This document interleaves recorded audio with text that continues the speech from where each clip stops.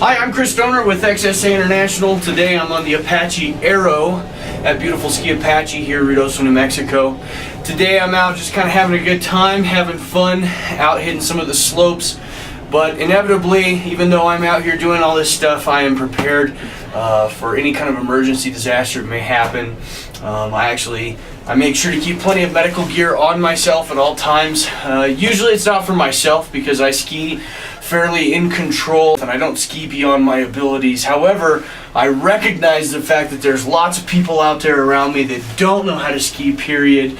And they're not only a threat to myself, but they're also a threat to themselves. So I make sure to carry plenty of gear on myself that allows me to be the first responder on the scene. The first thing that I always am worried about being able to control, and that's the first things that I'm able to go to, is stuff to control massive bleeding.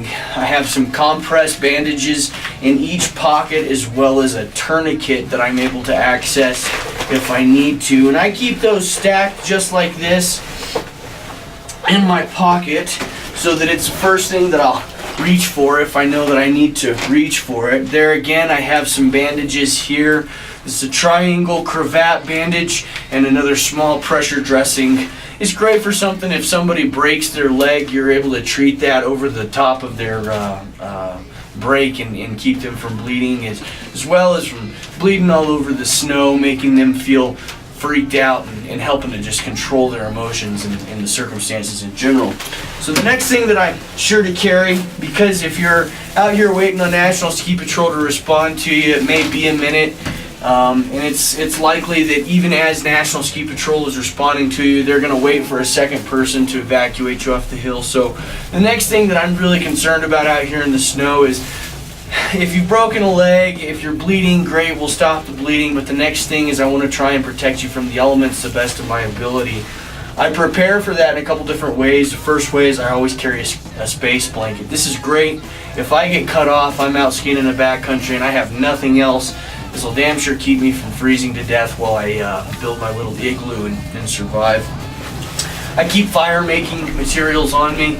Of course, the purpose for keeping fire making materials on you is that you can build a fire dang near anywhere that you're at. There's plenty of dry stuff on the bottoms of trees that you can break off. And if you're going to be out by yourself extended periods of time and it's possible that you're going to hurt yourself, it's just foolish not to have some fire making materials on you in this cold weather.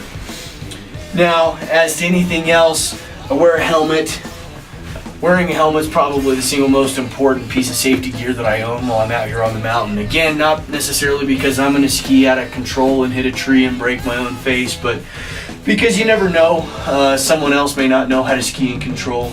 And with that, they may hurt you. And going down on the ground, especially if it's icy conditions or thin conditions, you might hit a stump, you might hit rocks, you might hit a patch of ice with your forehead or the back of your skull. Helmets save lives. If you're out here, you're skiing, and you're not wearing a helmet, you're wrong. The next series of gear that I want to break into is what I'm able to carry with me on my back. And my goal for this entire pack is this should not weigh more than 15 pounds if I'm in Alpine pursuits. There is an age-old saying called light is right, and I prescribe to that wholeheartedly, all right? So the first thing that I do, I have some extra layers for myself so that if I'm out, I get separated, I injure myself, or if I'm even working on a patient for that matter, I can throw on those extra layers and keep myself from being exposed too much to the elements. The next thing that I keep in my pack and readily accessible is I have an extra med kit here, and as you can see, I've got it built up in such a way so that the rubber bands are duct taped to the back side of the Ziploc baggie. I'm able to access it fairly quickly. Within the Ziploc bag itself, I keep more stuff for bleeding, okay? I keep lots of tape. I also keep triangular bandages. In case you hurt your head, in case you break a shoulder, you're able to isolate that injury and put the patient in their most comfortable position so that you can treat them and evacuate them off the mountain. Of note, perhaps one of the most important things that I advocate carrying in the backcountry, if you're moving fast, you got all this gear on you, it's very possible that you're going to run into some kind of a fracture And so with that, I like to make sure to carry plenty of gear to treat a fracture, and that means carrying a SAM splint. As you can see, a SAM splint here is just a fold-out splint that I can wrap it around an ankle. I can double it up, use a ski pole. If it's a knee injury, I can stabilize that knee injury. Okay, you can use a ski pole as well for that. But just having different options available to you while you're in the backcountry helps you to be able to make a difference in your own survival as well as the survival longevity of somebody else.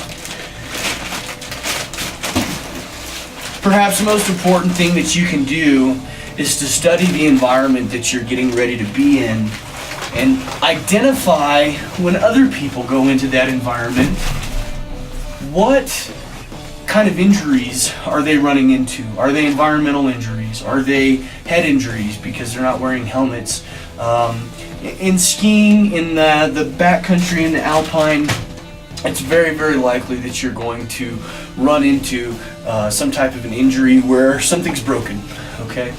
Broken bones may seem overwhelming, but in and of themselves, they're not all that big of a deal. Of course, the biggest thing that you want to check for is you want to check for capillary refill to peripheral ends. You also want to check for tingling and numbness, okay? You got to be really careful whenever you're moving somebody with a broken bone. You need to stabilize that broken bone to the best of your ability. And the reasoning for that is because all those sharp edges of that broken bone can actually break into and cut and damage more vasculature, things like arteries, things like veins, things like nerves that can be shattered, cut up, and torn up, and you're causing just a tremendous amount of damage. So, when you're in the backcountry, always remember, if you're not carrying anything to handle these types of medical emergencies, you really should reconsider what it is that you're carrying. Also, reconsider as far as you're concerned for gear, because, yeah, it may be sunny, beautiful, and warm out today while you're out skiing, but this afternoon, whenever you get out there, it may be an entirely different story. Southwest United States is notorious for having big, beautiful days that turn into huge blizzards. Well, if you're not prepared for that huge blizzard whenever it comes and you're cut off, you're out there in the middle of nowhere, you're talking about suffering and perhaps even dying. So it's just not worth it. Just take a few minutes. Prior planning prevents piss poor performance, always.